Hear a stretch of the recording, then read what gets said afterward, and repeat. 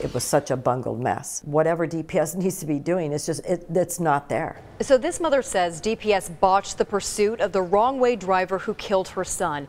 And just minutes ago, we exposed DPS doesn't even have specific policies or training on the books for how to stop wrong-way drivers. Joining us live once again, ABC 15 investigator Dave Biskobing. And Dave, you went straight to the top to get answers. Yeah. When we first went to DPS and asked them about all this, a spokesperson told us no comment. But we thought you at home deserved more than that. And that's why we went directly to the DPS director.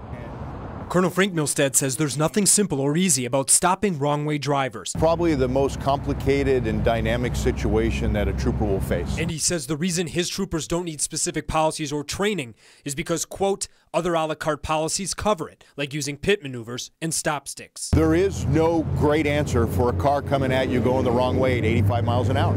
This interview was weeks in the making. Colonel Milstead, Dave Biskobing, ABC 15. When we first asked Milstead about all of this, Quickly, I don't want to look at it right now. He told us he had not seen the previous memos written in 2013 and 14 by internal DPS committees recommending specific wrong-way policies and training, but he promised to get back to us. Thank you, sir. Anytime. Thank you. Now that he's read them, Milstead says DPS has a lot of committees that make a lot of recommendations. And some of those we take those recommendations and we implement them, some of them we don't. He also told us criticism and lawsuits come with the job. There is no law enforcement official in this state that is probably more sensitive to this than I am.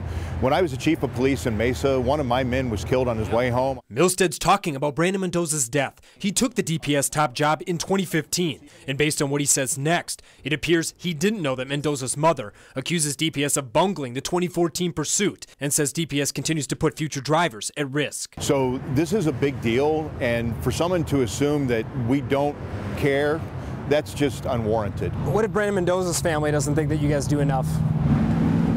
Look, they lost their son. The Mendoza case is set for trial in February, and it will focus on DPS's response and the absence of specific policies and training. These are men and women that are putting their lives at risk, and the culture of this organization is that they do everything they can do to protect the citizens of Arizona. That's the culture. I don't have to write a policy to that.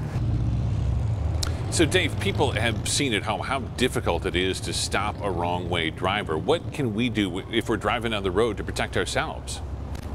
Yeah, Steve, two key things. Now, most wrong-way drivers happen at night, and almost all of them happen in the HOV lane. So first, when driving at night, stay out of the HOV lane. Don't even risk it.